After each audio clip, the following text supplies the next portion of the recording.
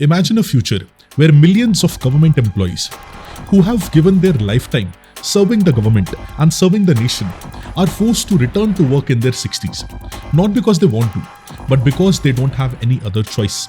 The retirement savings which they had, once which was a safe haven, has now been wiped off because of the market crashes, leaving them in a financial ruin. In contrast, their older colleagues who are under the old pension scheme, they are enjoying a comfortable guaranteed pension for life, which is untouched by the whims of the stock market. Amongst all of these scenarios, across the country, waves of protest have erupted over the past many years in relation to this new pension scheme.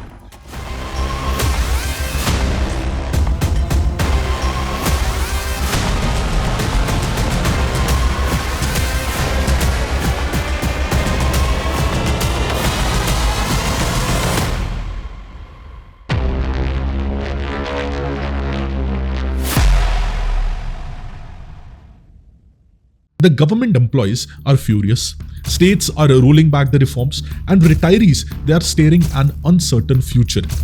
So financial distress, financial uncertainty, social unrest, and financial instability is what is staring these employees, these retirees, since very long. Recently, several states like Rajasthan, Chhattisgarh, Jharkhand, Himachal, Punjab, and several others as well have moved back or have been wanting to move back to the old pension scheme. The government discontinued this old pension scheme in the year 2004 and came up with a new pension scheme in that year itself. OPS, as it's called. Now that scheme was discontinued in the early 2000s because of the Atal Bihari Vajpayee government. The Congress has said that they will undo that. It is an injudicious step to give up the new pension scheme and to go back in adopting the old pension scheme. Now, to remedify or solve such a huge controversy which has been in place since the year 2004 in relation to this new pension or national pension scheme, the government on August the 24th of the year 2024 came up with a unified pension scheme, that is UPS. It replaces the 21-year-old national pension scheme and is having a structure closely resembling the old pension scheme itself. Hello, my name is Preetpal Singh, and today our discussion would center around the unified pension scheme and the issues of all the pension schemes in India since last many decades. The current pension scheme in the country has been phased out because the government has adopted to replace it with a new plan known as Unified Pension Scheme. सरकारी कर्मचारियों के लिए मोदी सरकार ने एक बहुत बड़ा फैसला लिया है। पेंशन स्कीम बदली गई है, अब नई पेंशन स्कीम आ गई है। A lot of people are in favor of the scheme, saying that wow, it's a good thing, government is contributing more money. The scheme will be effective from April 1st, 2025. Other people are saying that it's not a good idea because it's increasing the burden on the government. Now, in simple terms, pension is any monetary benefit or any monetary payment which an individual gets after his or her retirement and on a regular basis. Now, it can be based on the work which the person did throughout the journey of the life, or it can be based on elderly pensions as well, because the person is above 60 or 64 years of age. India operates a very complex pension system. Primarily, if we see, there are three important pillars of pension system in our country. First is the Solidarity Social Assistance, which we call as National Social Assistance Program for elderly poor. Second is the pension scheme for the government employees, that is the national pension scheme, which is currently going on for the civil servants and for the government employees. And third one is for the private players, individuals who are working in the private sector organizations, that is under the EPFO, Employees Provident Fund Organization. Now today our focus would be on the pension schemes for the government employees, where earlier it was old pension scheme, and after that it was national pension scheme, and currently it is the unified pension scheme, which will be enforced after the year 2025. Now we have to understand the key features of each scheme, what are the benefits, what were the loopholes in each of these schemes, and why there was a need for a unified pension scheme, and what are the key features for the unified pension scheme which will be implemented next year. Now the first scheme which the government introduced was the new pension scheme, which the government incorporated for employees before 2004. Now, it provided for a specific, simplified and ample amount of benefits for the retirees, which was basically calculated as 50% of the last basic salary which the employee withdrew. Now, the pension amount also increased periodically with the dearness allowance, making it as a inflation indexed pension scheme.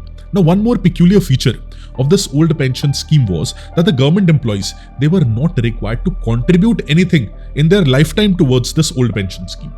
So from their salary, no amount was cut. And who was bearing the burden of this old pension scheme? The government. 100% burden was on the government. And also the income. After the retirement of the employees, the income was predictable, and also it would keep pace with the increasing inflation in the economy. Moreover, under this old pension scheme, there was also a provision of General Provident Fund. Now, this General Provident Fund, it was available for the government employees only, and it allowed the government employees in the old pension scheme to contribute a certain percentage of their regular income, total amount, into the Provident Fund amount. And after they get retired, that whole lump sum amount would be given to the employees. Now, a lot of advantages were there of this old pension scheme. First, very prominent advantage was that it guaranteed a lifetime certain income to the government employee. So, employee was basically relaxed. They were assured of a fixed regular income after they get retired. Second advantage, very big advantage, was that employees were not required to contribute anything. So it was not for the cost of employees. Salary was not cut. 10%, 15% of the salary every month, employee did not used to contribute towards this scheme. And who was contributing? If employees are not contributing, then 100% contribution was of the government. So it was inflation indexed as well. It was certain, and the cost was not borne by the employees, which is a very key advantage of it. But one of the biggest disadvantage of this old pension scheme was that it costed a lot to the government. It was a very huge burden to the government exchequer and to the government treasury.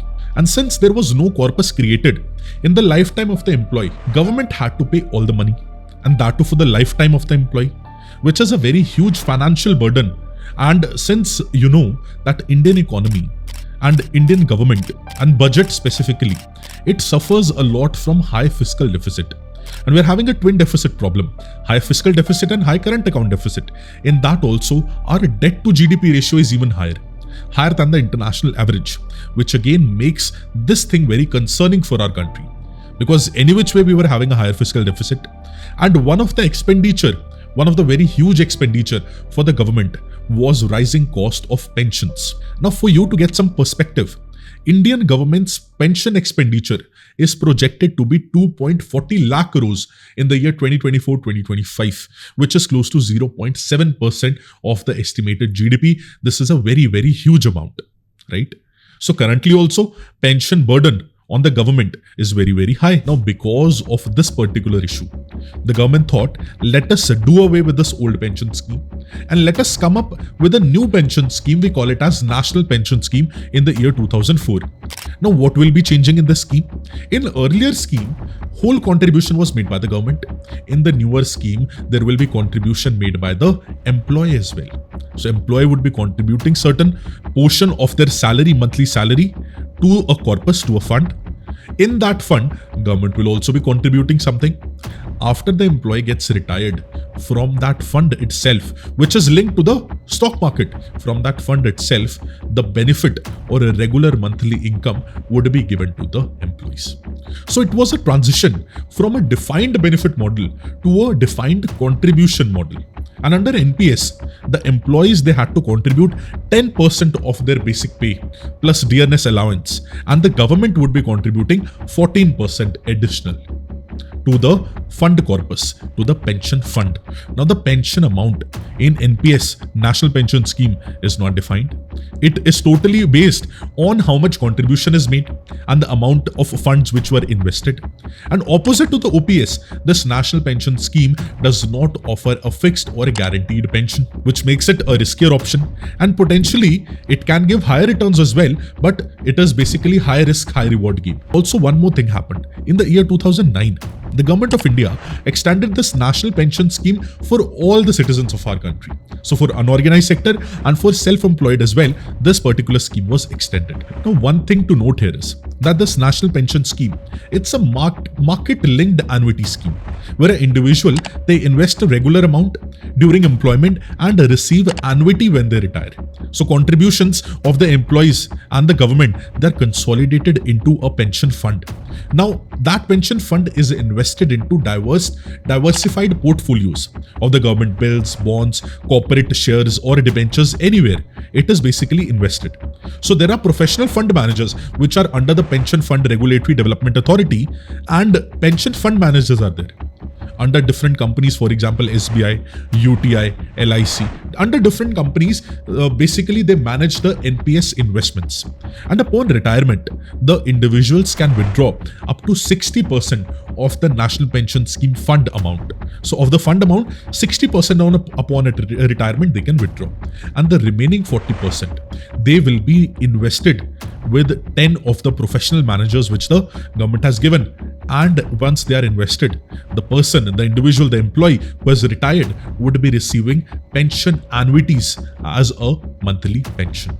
So it will be directly linked to the performance of the market. Now the biggest disadvantage with this national pension scheme is that employees have to contribute 10% of their basic salary plus dearness allowance every month, which is a very huge burden on employees themselves, and which is why it is so controversial, and which is why there have been so many protests, so many strikes throughout the country. And that is why so many states, they have rolled back to the older pension scheme, that is OPS. Now to address all these concerns, to address all these criticisms of this national pension scheme, now of course there was one very important positive of this national pension scheme, and that was that the burden on the government exchequer got reduced.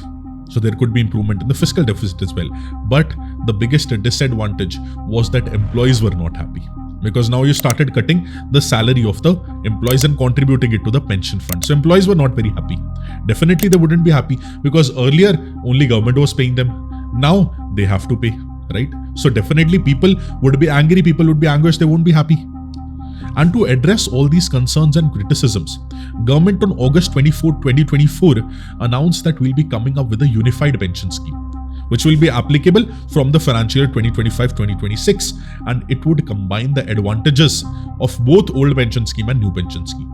And structure would be a bit similar to the old pension scheme. So it would be applicable from 1st of April 2025, and central government employees would be moving now from the national pension scheme to the unified pension scheme. State governments also have the option to adopt this unified pension scheme, right? Now what we need to understand here is that what are the key peculiar features of this unified pension scheme. See, first very important feature is assured pension. Now what do we see? Old pension scheme, assured pension was there. New pension scheme, contribution was there.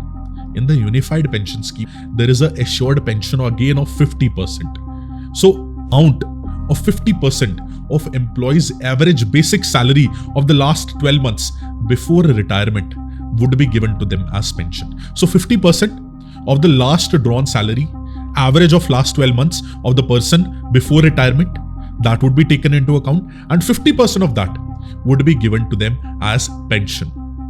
Also one more thing, that the service years should be more than 25 years in this case, right?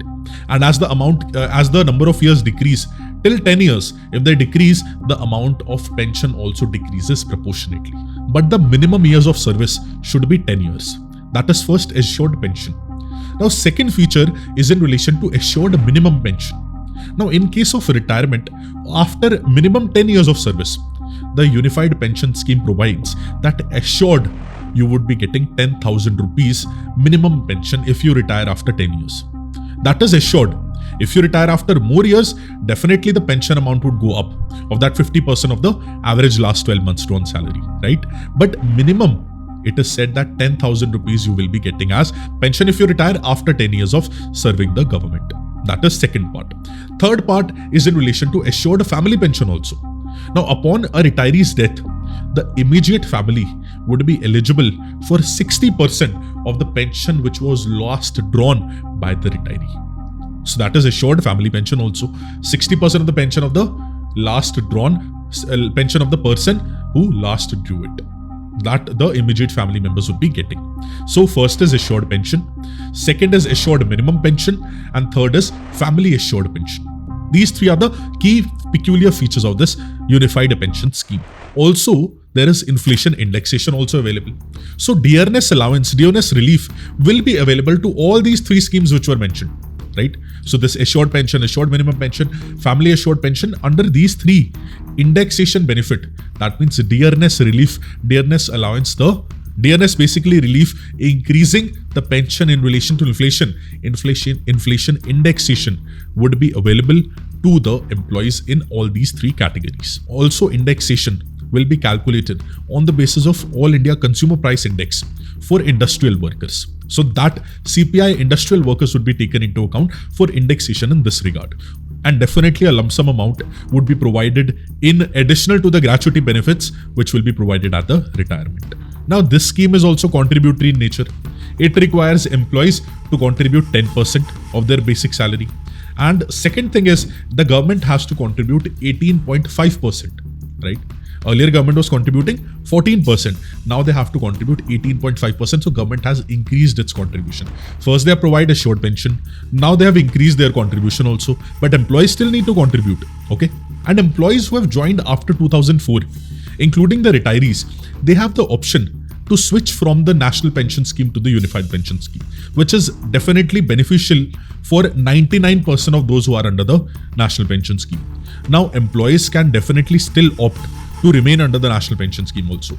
However, if an employee is opting once, the option which is once adopted cannot be changed in future. Now this unified pension scheme, since we know about its key features, let us discuss about its impact. The biggest impact would be on the government exchequer, the debt to GDP ratio which we discussed, and the fiscal deficit. Now since government's contribution has increased, government has assured minimum pension also, family pension has also been assured. So in a way, government's expenditure on pension is set to rise in the coming few years, which will be very bad for our fiscal health and eventually might lead to increase in the fiscal deficit of our country. Now there is a study of the Reserve Bank of India in September of 2023. It warned that if all the states in the country they shift towards old pension scheme, the burden would be 4.5 times higher than that of the national pension scheme. The burden on their finances, burden on the government's finances would be 4.5 times higher. Now imagine now whole country is shifting from this new pension or national pension scheme to the unified pension scheme. So again, that study holds a lot of relevance. So burden on the government exchequer, definitely if not 4.5, at least it will be twice or it will be thrice, right? So which again shows that burden on the government finances plus debt to GDP ratio can increase and have the potential to increase after this unified pension scheme kickstarts. Now if we see the basic aim, this unified pension scheme, it aims to balance out the fiscal cost with the employees' aspirations also. It addresses the uncertainty which was there in the national pension scheme and the high fiscal burden which was there in the old pension scheme, because it is requiring this unified pension scheme, it is requiring employees' contribution also. Whole contribution is not done by the government. So it is basically in between somewhere. Old pension scheme and national pension scheme, unified pension scheme is somewhere in between, where the government is also giving a lot of money, but employees also have to contribute. So it basically combines both the benefits. That is benefit of the OPS, old pension scheme, that is defined benefit to the employee, and NPS nature, national pension scheme nature, that is contributory nature. It has combined the both and it will provide a defined return to the employees. Now this scheme, it marks a significant shift and a landmark change in the India's pension landscape. By offering a guaranteed pension, the UPS, it provides a much needed sense of financial security and financial stability, at least to the government employees. Now, definitely this scheme offers a lot of advantages, but what we need to observe and analyze is the long-term sustainability and the potential drawbacks which might hinder the working of the government in the coming future. And definitely in the coming few years, the measures should be taken to enhance the scheme even further and to make sure that burden on the government is not too much, so that the government is not able to sustain the finances. Regular monitoring and adjustments definitely needs to be done and are necessary to ensure that this unified pension scheme, it continues to meet the evolving needs of our retirement landscape in the country, of the beneficiaries, and also it remains very viable for India's social security landscape. I hope you gained some new perspective from this particular session and you understood the whole pension landscape of the country. Now, which scheme is good? Old pension scheme, national pension scheme, or unified pension scheme? Feel free to write your opinions in the comment section. I'll be very happy to read them. Have a very beautiful day. Thank you.